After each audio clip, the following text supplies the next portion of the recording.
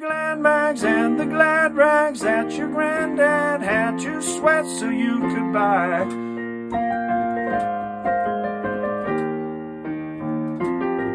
Hey everybody, Aaron here again, excited to be with you, and this is a special one of my favorite songs by Rod Stewart, a great artist.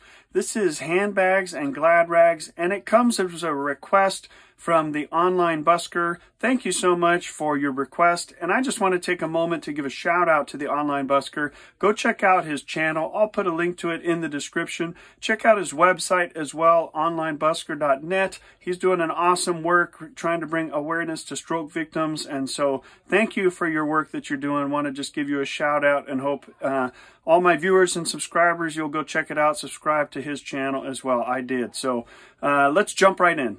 All right, so I mentioned that this song is done by Rod Stewart. It's a great song, great version. There's also another version done by a guy named Gary Burton. If you haven't ever heard it, I'll put a link to that in the description as well and encourage you to check it out. It's an instrumental version and it's beautiful. So this is in the key of B flat. This is middle C right here. And the first thing we're going to go through is the chords. So let's take a look at the chords that make up this song. All right, so there's not many chords in this song, which is nice, makes it kind of easy to learn. I mentioned earlier that this is middle C right here. For the verse, we're really only going to play two chords in our right hand. First chord's going to be B flat, D, F, and B flat. And then the second chord will be an E flat chord, E flat, G, and B flat. And what gives that interest is what's happening in our left hand here. Okay, so we're going to play a B flat when we play the B flat chord. And then another B flat in our right hand when we play the A flat in our left hand. And then we go to the E flat chord. And then when we play the F chord, we stay on the E flat again. Okay, so it's really a E flat over F. It's not written in the chart that way, but I think that's what they're doing in the recording. So the verse will sound something like this.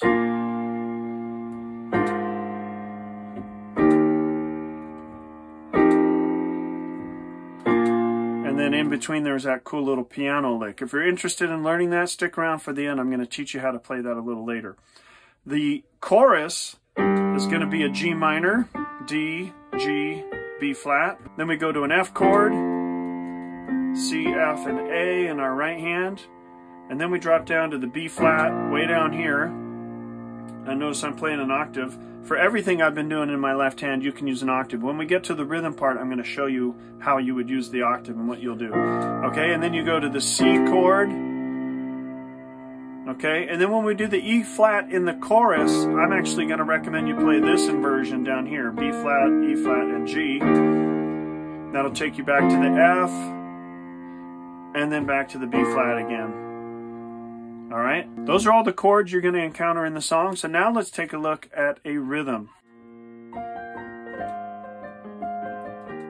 All right, the rhythm's pretty simple. It's in 4/4 time, but it really happens kind of in a slow 2. And so what you can do for the rhythm, if you want to keep it real simple, is just play the chords together on 1, and then the right hand on beat 2. Okay, so together on 1, right hand on 2. That'll get you through everything, really, through the verse.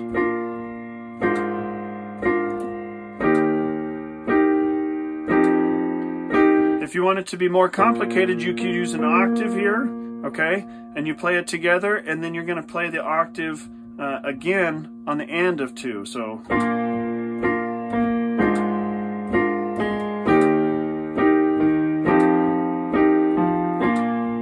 the right hand or the left hand is going 1, 2, and 1, 2, and 1, 2, and 1, 2, and 1, and then you're doing 1, 2 with the right hand.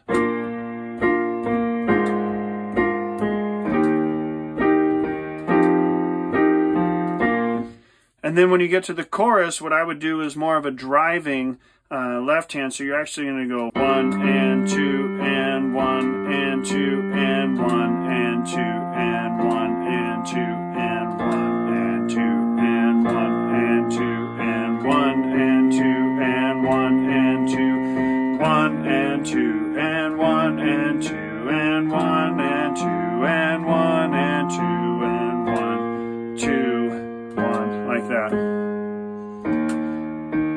And then if you want it to be even more complicated, what you can do is you can actually then go two, so 1, 2, and 1, 2, and 1, 2, and 1, 2, and. So you're accenting 2 and then hitting the bottom of your left hand octave on the and instead of the top.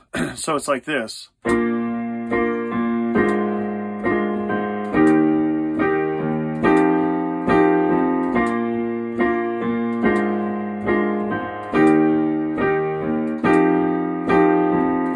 So you can choose what rhythm in that you decide. There's a chorus rhythm where it gets really active and it's the most complicated. I already mentioned what to do with the left hand with the driving quarter notes there, but let me show you how you add your left hand to that, okay? You're gonna really just kind of accent all of the quarter notes here as you do it. 2 and 3 and 4 and 1 and 2 and 3 and 4 and 1 and 2 and 3 and 4 and 1 and 2 and 3 and 1 and 2 and 3 and 4 and 1 and 2 and 3.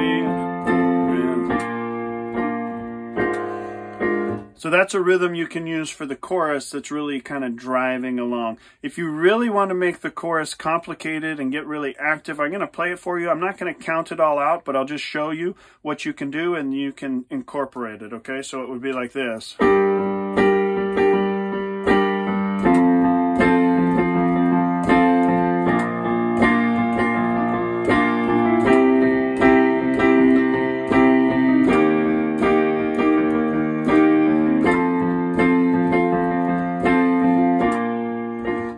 So I'll do it one more time for you. One other thing that you can add in there too is the 2 of each chord is always a fun note to add. So you'll notice that I add it in there every once in a while to give it a little bit more color, okay? So here's the chorus rhythm, the most complicated.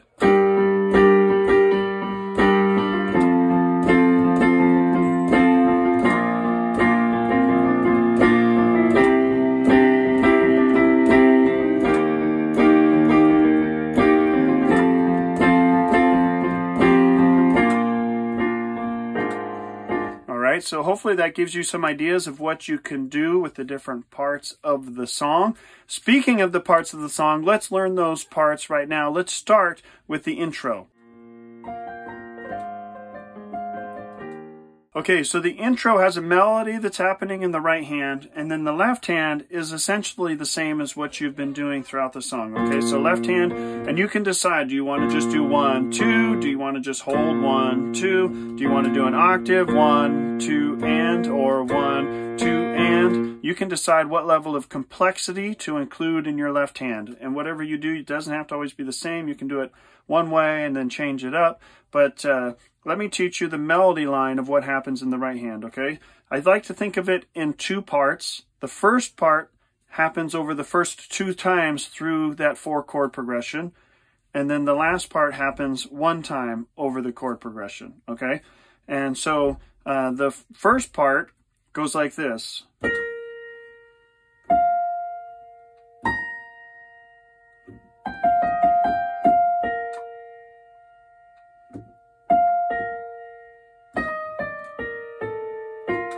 Okay, that's the first part, okay? And I'll do it with the left hand now so you can see how it fits together. And again, get as complex or as simplistic as you would like in the left hand. It goes like this.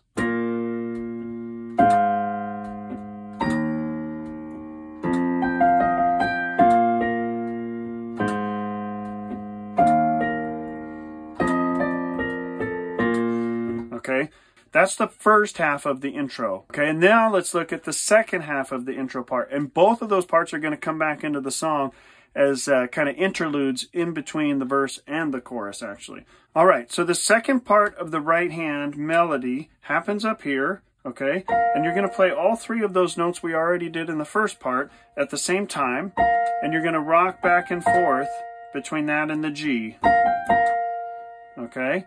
And then you're going to bring your hand down here for a B flat chord. You're going to run all the way through to that F, and then you're going to go, okay, and then to a G and a B flat. Okay, so again, it happens on the second beat, so you go boom, That's the rhythm for it, okay? And then on the F, you're going to go, and you're going to hit this B flat a second time, but you're going to shift your hand in between. So it's like this. And it's the first half of that second part, again, that you repeat, okay? So you go. All right, so but when you land on that F this time, you're landing on the B flat chord. Okay, so it's 1, 2. Okay, that's the whole second part of the intro. I'm going to play the whole intro now all together, okay? So it's like this.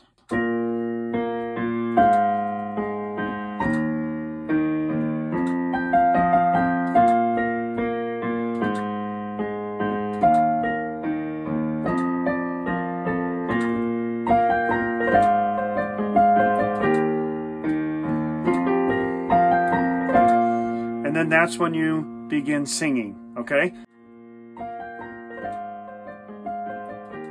So that's the intro, and it's also what comes in between the verse and the chorus, and then at the end of the chorus. So now I'm going to kind of put it all together for you in a little package. I'm going to play the intro, verse 1, with the interlude in between each one of them, and then chorus 1 that ends with kind of part 1, the first half of part 1, and then part 2 of the intro. So you're going to see how that all fits together. And then I'm going to stop there before we go into kind of the intricacies of the later parts of the song, okay? So here we go.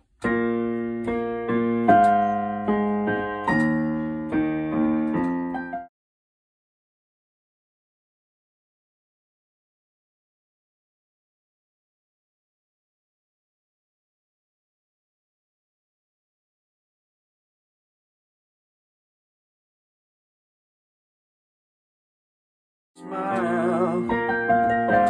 Okay, so that's how the song kind of starts and fits in the first part, and then you go into verse 2.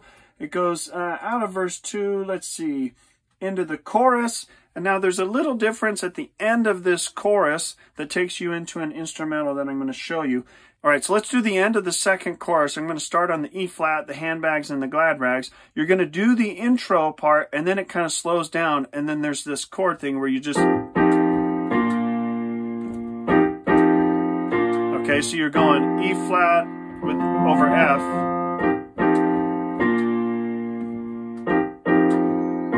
And then that takes you into the verse 3. Okay, so let's hear how it works. It goes, the glad bags and the glad rags that your granddad had to sweat so you could buy.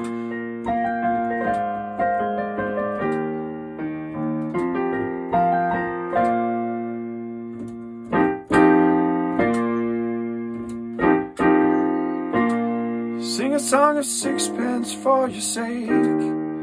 Okay, and then it continues on from there, and then it takes you into the chorus, same as what we've been doing. Okay, the end of this chorus, there's this crazy thing that happens. I'm going to show you how it works. Okay, so kind of the end of the chorus is where some of the changes happen, okay? But you get into the handbags and the glad rags that your granddad had to sweat so you could buy.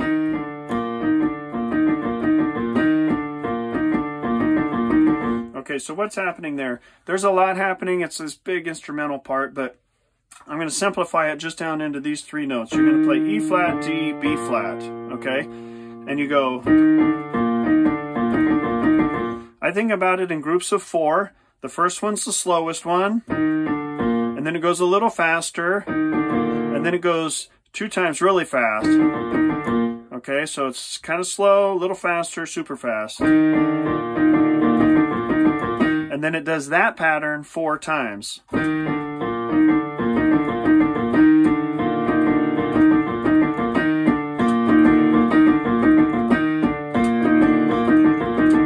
then you're going to go to the G minor. They told me you missed school today. Okay, and then it does that part into the chorus, like that's the last chorus, okay? So then the end of this chorus, you're hitting that, you know, you're on that your granddad had to sweat so you could buy.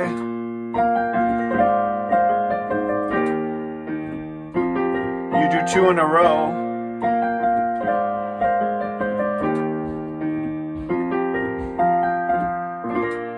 And you end it right there. And then if you want to, it kind of hangs out. There's nothing happening in the recording and it's like dead, and then it does it again.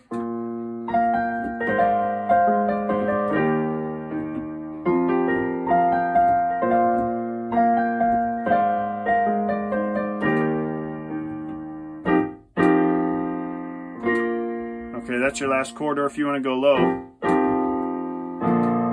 down there would work too. Okay?